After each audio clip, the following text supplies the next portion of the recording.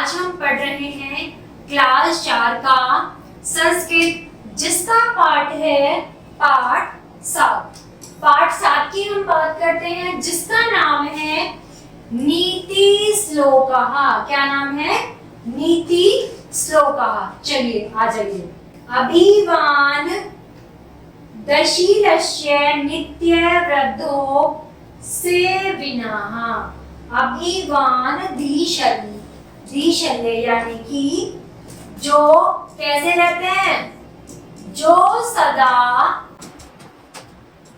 नम्र, सुशील और विद्वान की सेवा करते हैं, यानी कि अभिवादनशीलस्य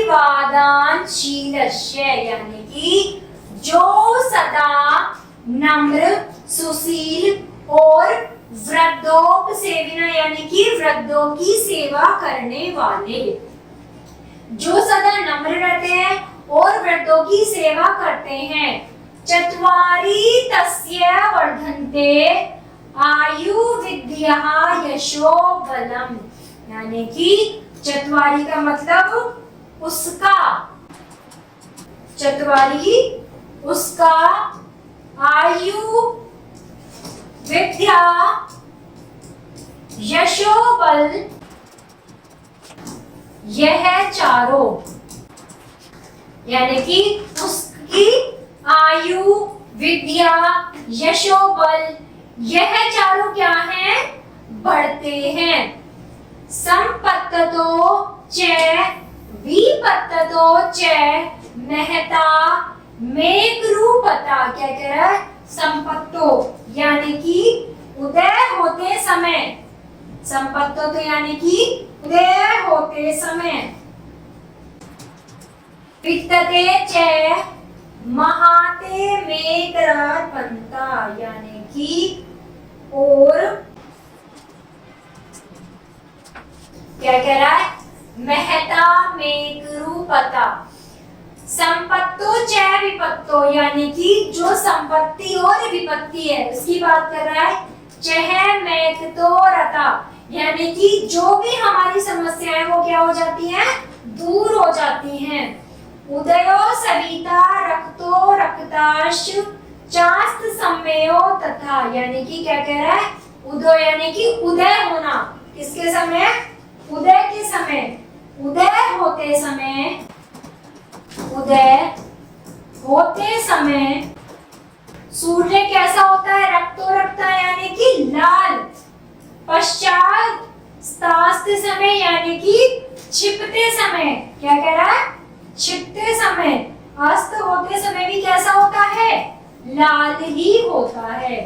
प्रिय वाक्य प्रदानेन सर्वो तुष्यन्ति जन्तवः।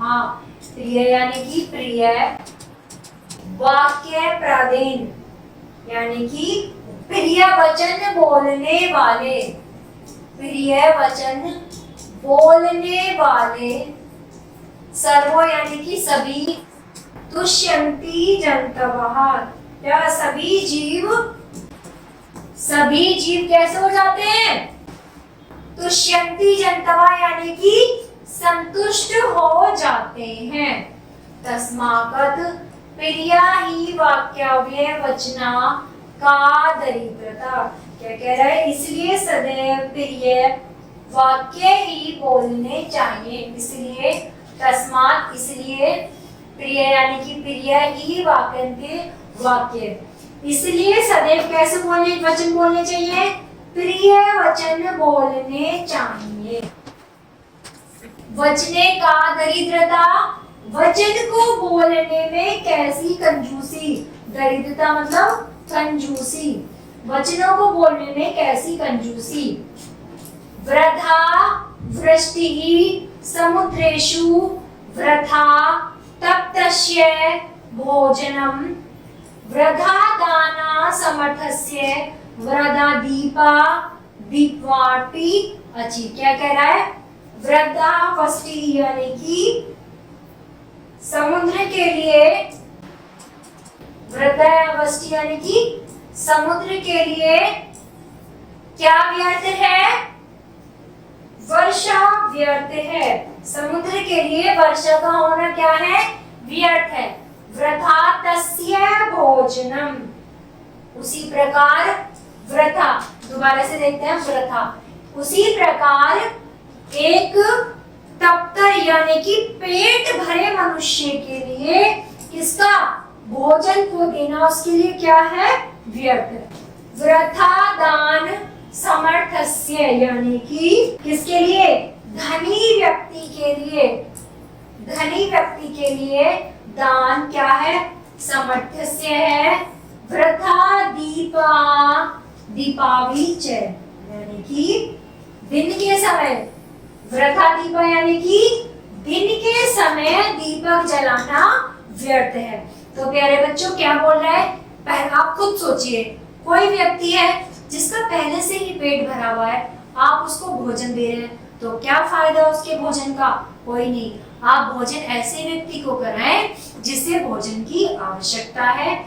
एक कमरा है जहां पर अंधेरा ही अंधेरा है, यदि आप वहां प्रकाश करते हैं तो वहां पर प्रकाश की आवश्यकता है, लेकिन जहां उजाले में ही अगर हम दिए को जलाएंगे तो क्या है? वह हमारे लिए बेकार है। आलस्य कुतो विद्या अविद्याया कुतो धनम, क्या कह रहा है कि जो आलस करते हैं, जो आलस्य यानी कि जो आलस करते हैं, अविद्या कुतो धनम यानी कि उन्हें क्या नहीं मिलती?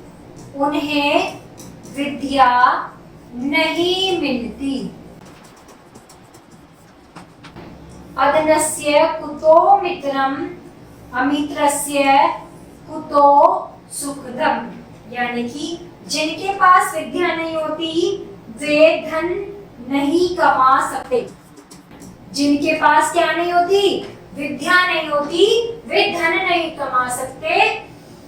अधनस्य कुतो मित्रम अमित्रस्य कुतो सुखम, क्या कह रहा है कि जो निर्धन है, क्या है? जो निर्धन है उनके पास मित्र नहीं है। क्या नहीं है? जो निर्धन है उनके पास मित्र नहीं है। और अमित्रस्य कुतो सुखम, और मित्र के बिना सुख कैसा? सुखार्थी वा त्यजेत विद्या विद्यार्थी वा त्यजेत सुखम सुखार्थिना कुतो विद्या विद्यार्थिना कुतो सुखम। क्या कह रहा है? सुखार्थी यानी कि सुख चाहने वाले को, सुखार्थी यानी कि सुख चाहने वाले को कहा विद्यार्थी यानी कि सुख चाहने वाले को क्या? कहा सुख चाहने वाले को विद्या मिलती है। विद्यार्थी वा तस्य जेता सुखम, कहा विद्यार्थी को सुख मिलता है।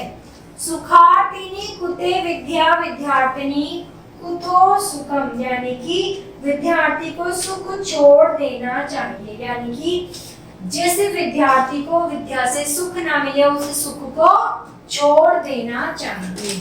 तो प्यारे बच्चों, आशा करती हूँ आपको सभी को ये पाठ समझ में आया होगा। आपको कोई भी समस्या है तो आप कमेंट बॉक्स में जरूर रखें और वीडियो को लाइक करें। धन्यवाद।